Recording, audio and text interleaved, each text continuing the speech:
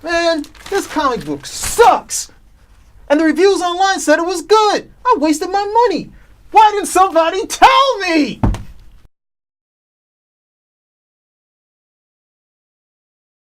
Hey everyone, this is PD, this is Spinner Rack, this is also Calvin Ellis, ready to rock. Let's hit it. We're doing a comic review today, and this comic review is of Thor 5. This is the new launch with our old classic Thor, but the writer that's been on it for a while, Jason Aaron. He's still writing Thor, and he's still a fan favorite, and he's well into the Thor, but this is into the Thor series. It's been there for a pretty long time.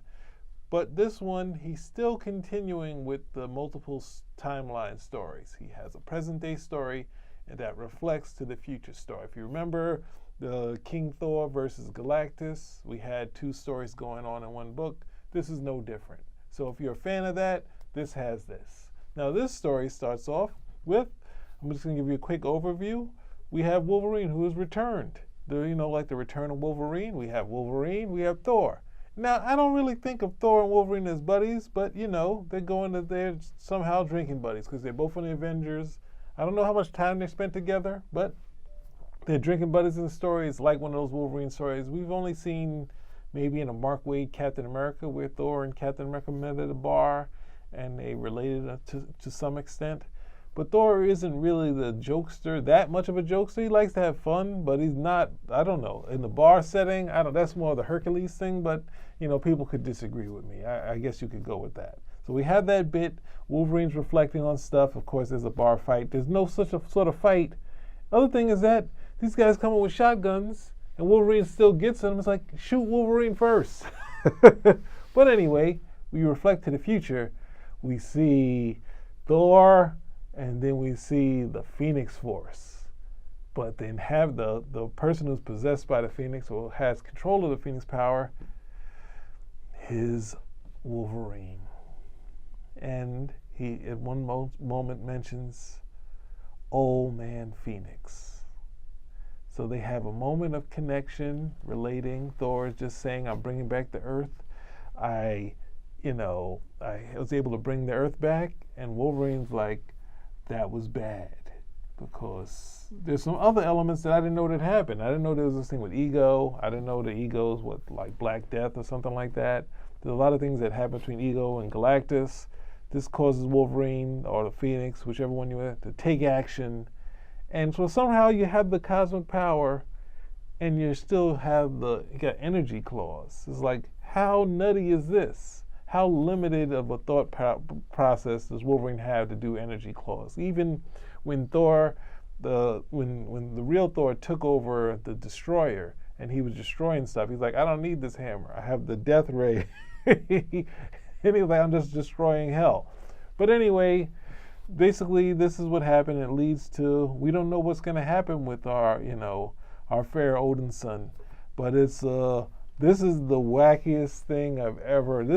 I call my last bit before I hand it over to the man over here. My last bit is that I call Savage Dragon continuity comics, where it uses bits and pieces and just keeps the story going. Like, oh, I got this bit here. You can see it close into some things that, no disrespect to the dead, but Mark Grunwald, the way he would describe pulling pieces together to put together a story from bits and pieces there.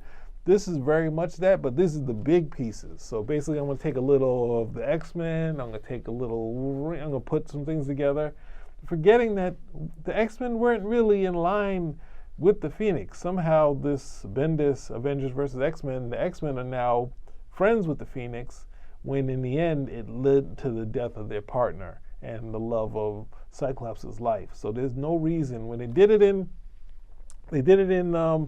X-Men Teen Titans, the X-Men were totally against Phoenix.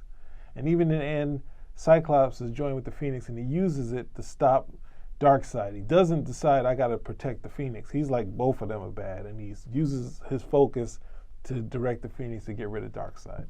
So I cannot recommend this book, but this is more of the same if you've liked Aaron's run. So if you like Aaron's run, this might be for you, but there's barely that much story in it. There is Thor's daughters that come in the end, but they don't really do too much.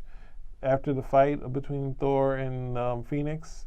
But this one, I can't recommend it as far as the story because there's not much there. It's more precursor, and I guess you could worry about what happens to Thor in the end of this because it was very wacky. So I've said a lot, but I don't think it's gonna stop here. I gotta give it to the man. What do you got to say, Cal? I'm pretty much in line with where you are for this. If you've been enjoying Jason Aaron on Thor, there's more to enjoy. If you have not been enjoying Jason Aaron on Thor, this is another reason to stay away. Stay far, far away.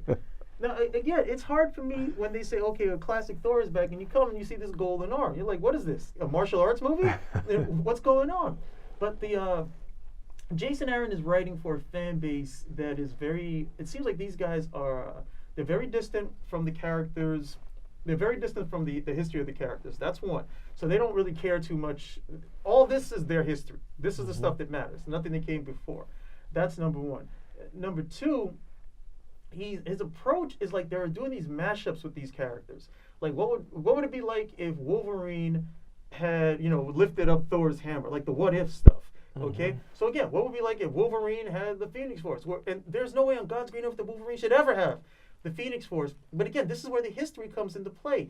The Phoenix didn't necessarily choose the X-Men or like the X-Men.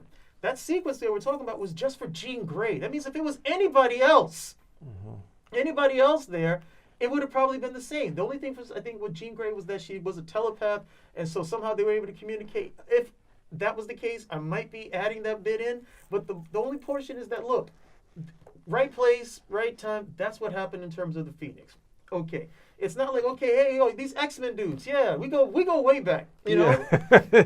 He's like, I'm going to just pass it on instead of Jean. I got Wolverine. Yeah, that's my old buddy. And the whole idea is that Jean Grey, as a host for the whole idea with the Phoenix is the Phoenix wanted to understand more about corporeal life. The whole idea of what it means to be not necessarily just human, but to be physically alive with emotions and everything of that nature. And over the course of the story, we saw that Jean was not necessarily the best candidate to handle these particular things because of stuff that she had going on. Wolverine would be even a worse candidate, okay, to have these things. But hey, what the hell? It looks cool, right? Fire claws, and it's all good. So I just look at this and say, so much of this is so, especially since comic book readers are so down on their own literature. All you got to do is give it 5 or 10 years, and they look back and, oh, look at this stupidity over here. Look at what they were doing. Look at Batman and that giant penny. Oh, it was all so stupid. And then you come back and you look at this and say, what is exactly going on here? Not a whole hell of a lot. So, yeah, I can't really advocate it for anybody, oh, man, without being insulting. If you want to actually read a good Thor story, I can't advocate it for you. But if you're enjoying what Jason Aaron is doing in a book he calls Thor, it's right up your alley. And even if you go to, who's that guy? You go to Grant Morrison. Grant Morrison had Wolverine trying to kill Jean and trying to kill the Phoenix. Trying to make, even though I don't think Cyclops or Wolverine should be in that moment, trying to kill Jean and this, that, and the other, but he switched it so he was, Cyclops was with Emma Frost. You still had Wolverine trying to take out the Phoenix. Now him having the Phoenix, and they turn, it's like, so it's dark, since Galactus is bad, now Wolverine is doing what they described that Galactus is doing, like trying to, get rid of unnecessary things. Like Wolverine, the cosmic sort of balance, like get out of here. So I said all that extra stuff to say it's a tough read for me, and it's not even that hard to read.